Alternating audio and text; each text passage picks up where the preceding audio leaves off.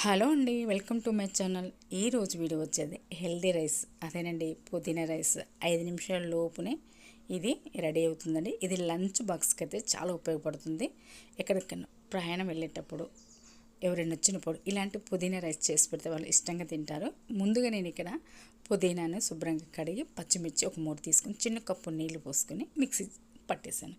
తర్వాత స్టవ్ వెలిగించి గిన్నె పెట్టి ఆయిల్ పోసి యాలకులు, దాల్చిన చెక్క, 3 మిరియాలు, లవంగాలు, బిర్యానీ ఆకులు 2 వేసి వేయించుకున్నాను.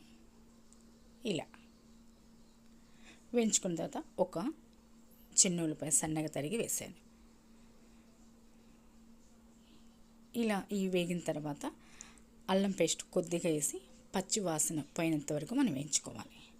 వేయించుకున్న తర్వాత ముందుగా మనం పుదీనా మిక్సీ పట్టి ఉంచాం కదండి, ఆ పేస్ట్ని కూడా వేసుకొని ఇది కూడా పచ్చి వాసన పోయిన దాకా మనం లోపలేమో పెట్టుకొని వేయించుకోవాలి.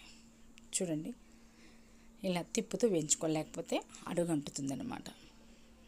తర్వాత నేను ముందుగా పసుపు,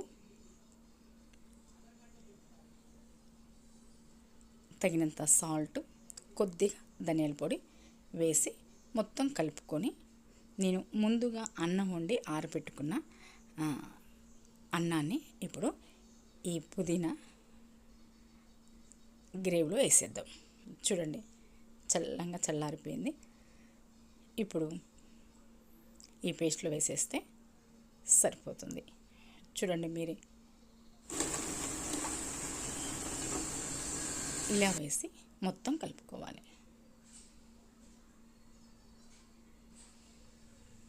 ఇలా మొత్తం కలుపుకుంటే స్టవ్ లో ఫ్లేమ్లో పెట్టి కలుపుకోవాలి, లేకపోతే స్టవ్ కూడా ఆఫ్ చేసుకోవచ్చు.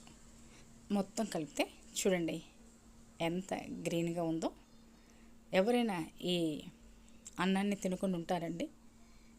ఇంత మంచిగా గ్రీన్ కలర్ కనపడుతుంటే అందరూ ఇష్టపడి తింటారండి. అందుట్లో పుదీనా రైసు, అందుట్లో హెల్దీ రైసు అందరూ తింటారు. పిల్లగాళ్ళకైతే చాలా చాలా మంచిదండి. పెద్దవాళ్ళకి కూడా మంచిదే. పెద్దవాళ్ళకి కూడా ఇలా లంచ్ బాక్స్ కట్టచ్చు, చిన్నపిల్లలకు కూడా కట్టచ్చు అనమాట. హెల్దీ రైస్, పుదీనా రైస్ తప్పకుండా ఇలా చేయండి. ఒకసారి